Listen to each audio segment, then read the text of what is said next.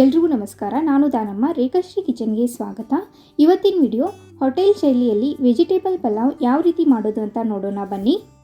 ಮೊದಲನೇದಾಗಿ ಮಸಾಲೆ ರುಬ್ಕೊಳ್ಳೋಣ. ಒಂದು ಮಿಕ್ಸಿ ಜಾರಿಗೆ 2 ಟೇಬಲ್ ಸ್ಪೂನ್ ಕಟ್ ಮಾಡಿರೋ ಹಸಿ ಕೊಬ್ಬರಿ ಹಾಕಿ 5 ರಿಂದ 6 ಬೆಳ್ಳುಳ್ಳಿ ಎಸಳು, 1 ಇಂಚಷ್ಟು ಹಸಿ ಶುಂಠಿ, 4 ಹಸಿ ಮೆಣಸಿನಕಾಯಿ, ನಿಮಗೆ ಖಾರ ಎಷ್ಟು ಬೇಕೋ ನೋಡ್ಕೊಂಡು ಹಾಕಿ, ಸ್ವಲ್ಪ ಪುದೀನ ಹಾಕಿ, ಹಾಗೆ 1 ಹಿಡಿಯಷ್ಟು ಕೊತ್ತಂಬರಿ ಸೊಪ್ಪು, 1 ಟೀ ಸ್ಪೂನ್ ಧನಿಯಾ ಕಾಳು, ರುಬ್ಬೋದಕ್ಕೆ ಸ್ವಲ್ಪ ನೀರು ಹಾಕಿ ಇದನ್ನು ನುಣ್ಣಗೆ ರುಬ್ಕೊಳ್ಳಿ.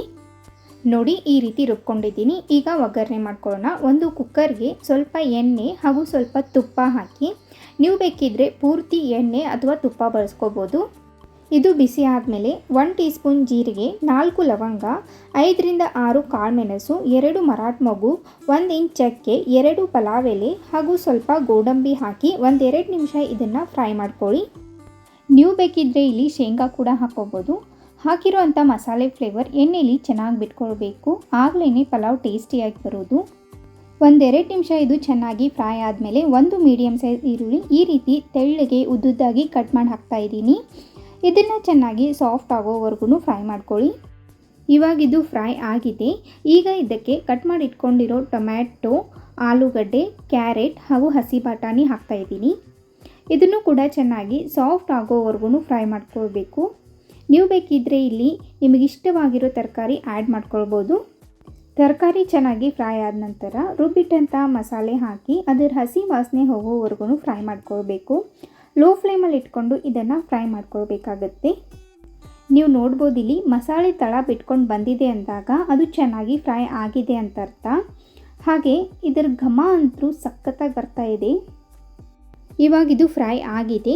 ಈಗ ಇದಕ್ಕೆ ಅರ್ಧ ಟೀ ಸ್ಪೂನ್ ಅರಿಶಿಣದ ಪುಡಿ ಹಾಗೂ 1 teaspoon biryani masala powder ಹಾಕಿ ಒಮ್ಮೆ ಇದನ್ನು ಮಿಕ್ಸ್ ಮಾಡ್ಕೊಳ್ಳಿ. ಇದು ಚೆನ್ನಾಗಿ ಮಿಕ್ಸ್ ಆದ ನಂತರ 1 ಕಪ್ ಅಷ್ಟು ಅಕ್ಕಿ ವಾಶ್ ಮಾಡಿ ಹಾಕ್ತಾಯಿದ್ದೀನಿ. ಇದನ್ನು ಚೆನ್ನಾಗಿ ಮಿಕ್ಸ್ ಮಾಡ್ಕೊಳ್ಬೇಕು. ಇದನ್ನು ನಿಧಾನವಾಗಿ ಮಿಕ್ಸ್ ಮಾಡ್ಕೊಳ್ಬೇಕು, ಇಲ್ಲ ಅಂದರೆ ಅಕ್ಕಿ ಮುರಿದು ಹೋಗುತ್ತೆ. ಹಾಗಾಗಿ ನಿಧಾನವಾಗಿ ಮಿಕ್ಸ್ ಮಾಡ್ಕೊಳ್ಳಿ. ಈಗ ಇದಕ್ಕೆ 2 ಕಪ್ ಅಷ್ಟು ನೀರು ಹಾಕ್ತಾಯಿದ್ದೀನಿ. 1 ಕಪ್ ಅಕ್ಕಿಗೆ 2 ಕಪ್ ಅಷ್ಟು ನೀರು ಹಾಕಬೇಕು. ಆದಷ್ಟು ಬಿಸಿ ನೀರು ಹಾಕ್ಕೊಳ್ಳಿ. ನಿಮಗೆ ರೈಸ್ ಸ್ವಲ್ಪ ಮೆತ್ತಗೆ ಬೇಕಂದರೆ ನೀರು ಸ್ವಲ್ಪ ಜಾಸ್ತಿ ಹಾಕ್ಕೊಳ್ಳಿ. ಆದರೆ ಪಲಾವ್ ಉದುರಾಗಿದ್ರೇ ಚೆನ್ನಾಗಿರುತ್ತೆ. ಒಮ್ಮೆ ಇದನ್ನು ಮಿಕ್ಸ್ ಮಾಡಿಕೊಂಡು ರುಚಿಗೆ ತಕ್ಕಷ್ಟು ಉಪ್ಪು ಹಾಕಿ, ಹಾಗೆಯೇ 1 ಟೀ ಸ್ಪೂನ್ ತುಪ್ಪ ಹಾಕಿ ಮತ್ತೆ ಒಂದು ಸರಿ ಮಿಕ್ಸ್ ಮಾಡ್ಕೊಳ್ಬೇಕು. ನೀರು ಕುದಿ ಬಂದಮೇಲೆ ಕುಕ್ಕರ್ ಲಿಡ್ ಕ್ಲೋಸ್ ಮಾಡಿ 2 ವಿಸಿಲ್ ಕೂಗಿಸ್ಕೊಳ್ಬೇಕು. ಇದು ಬೇಯೋ ಅಷ್ಟರಲ್ಲಿ ಇದಕ್ಕೊಂದು ಒಳ್ಳೆ ಕಾಂಬಿನೇಷನ್ ಆಗಿ ರಾಯ್ತ ಮಾಡ್ಕೊಳ್ಳೋಣ ಬನ್ನಿ. ಒಂದು ಮಿಕ್ಸಿಂಗ್ ಬೌಲ್ಗೆ 1 ಕಪ್ ಅಷ್ಟು ಮೊಸರು ಹಾಕಿ ಇದಕ್ಕೆ ಅರ್ಧ ಕಪ್ ಅಷ್ಟು ನೀರು ಹಾಕ್ತಾಯಿದ್ದೀನಿ. ನೀವು ಕನ್ಸಿಸ್ಟೆನ್ಸಿ ನೋಡಿಕೊಂಡು ನೀರು ಅಡ್ಜಸ್ಟ್ ಮಾಡ್ಕೊಳ್ಳಿ. ಇದನ್ನು ಚೆನ್ನಾಗಿ ಮಿಕ್ಸ್ ಮಾಡ್ಕೊಳ್ಬೇಕು. ಇದು ಚೆನ್ನಾಗಿ ಮಿಕ್ಸ್ ಆದ ನಂತರ ಸಣ್ಣದಾಗಿ ಕಟ್ ಮಾಡಿಟ್ಕೊಂಡಿರೋ ಈರುಳ್ಳಿ, ಟೊಮ್ಯಾಟೊ ಹಾಗೂ ತುರಿದಿರೋ ಕ್ಯಾರೆಟ್ ಹಾಕ್ತಾಯಿದ್ದೀನಿ. ನೀವಿಲ್ಲಿ ಸೌತೆಕಾಯಿ ಕೂಡ ತುರಿದು ಹಾಕ್ಕೋಬೋದು.